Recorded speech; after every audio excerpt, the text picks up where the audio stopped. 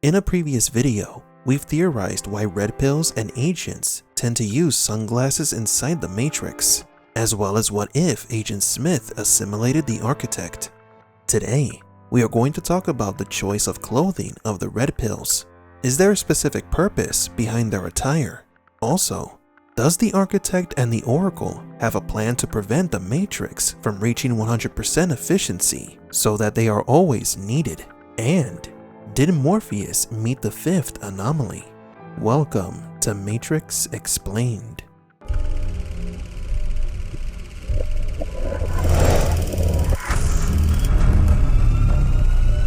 Welcome to the desert of the real.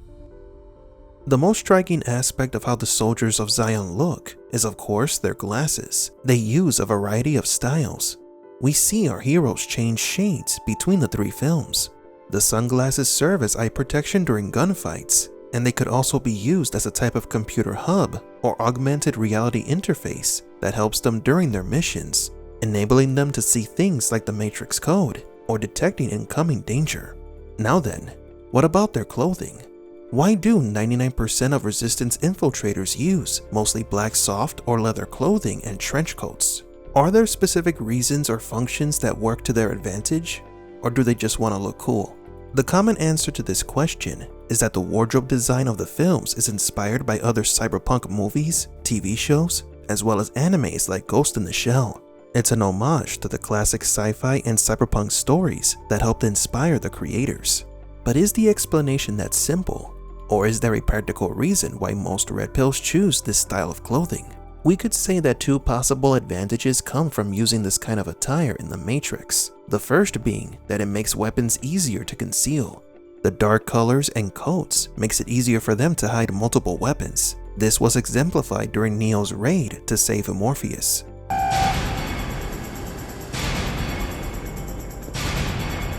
Please remove any metallic items you're carrying, keys, loose change. The second possible use is that they work as special armor. Remember when Morpheus described the red pill as a tracking program inside the Matrix? This means that the Resistance have items that can alter the simulation's code, like special items inside a video game. It is possible that the red pill's clothing alters the simulation's code to make them stronger and resilient inside the Matrix, like armor enhancing their endurance and physical abilities. Remember that the Matrix is like a video game in terms of its rules, so it isn't too far-fetched to think that different sets of clothing could grant the user better abilities. After all, everything that exists inside the simulation is based on a computer code, and clothing is no exception. Though again, their choice of clothing could just be for style. They want to look cool inside the Matrix. If we take into account that they live in a dystopian world where most people are dressed in rags and are cursed to fight sentient beings that want to enslave mankind inside of a computer simulator, wouldn't you want to look good while doing it? Moving on to the Architect and the Oracle, one of our subscribers, Grand Nubian, asked, forgiving the broken grammar, if the Architect and the Oracle indeed succeeded in creating a version of the Matrix that has 100% acceptance rate, wouldn't they become redundant and therefore have to face deletion? Would it, therefore, follow that they might perhaps be involved in a scheme to make sure that the anomaly keeps reoccurring, regardless of their maybe ability to write it out? Regardless of how the question was structured, it is interesting, because it wouldn't be the first time that a program created a plan to avoid deletion. Although the Architect and the Oracle are probably not subjected to the same rules as the rest of the programs.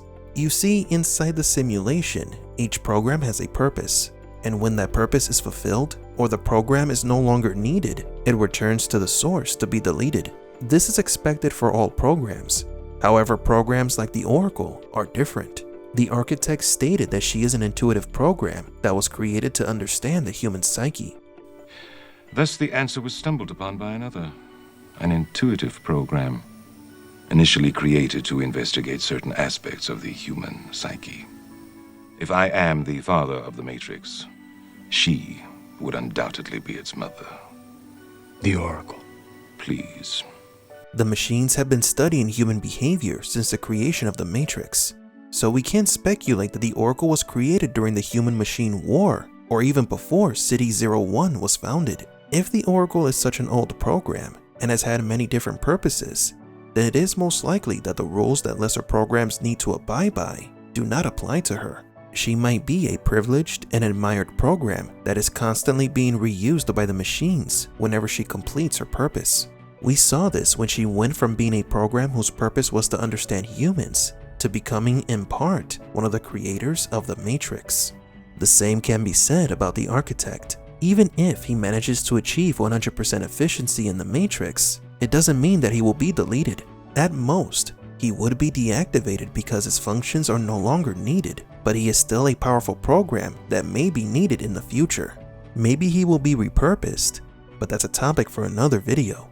But let's entertain the notion that the Architect and the Oracle are holding back the Matrix so that their purpose is never accomplished, and they, by consequence, can live forever. This would imply that they have become rebellious programs and should be marked for deletion by Deus Ex Machina or another powerful machine.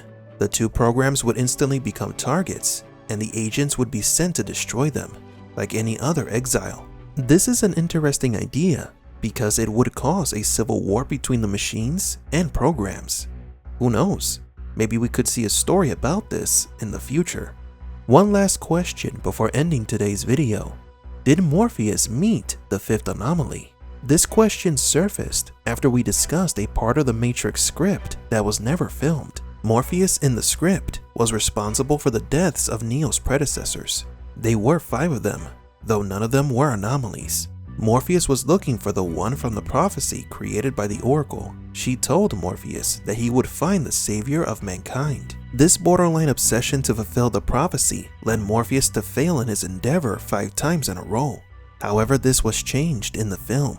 The one before Neo, aka the fifth anomaly, was the founder of Zion, to Morpheus' recollection, a civilization that has spent 100 years fighting a never-ending war against the machines. Since the fifth anomaly was one of the founders of Morpheus's Zion, he could have still lived and reached old age, but Morpheus never mentions meeting him. Not even Counselor Hammond met the founder of Zion, and he is one of the oldest citizens of the city.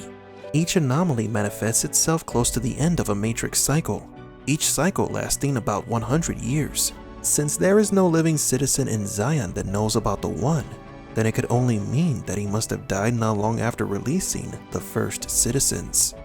But do you agree? Is it possible that the Red Pill's clothing is more than just a fashion statement? Are the Architect and the Oracle purposely holding back the Matrix's efficiency? Leave in the comments below what questions you would like us to answer about the Matrix.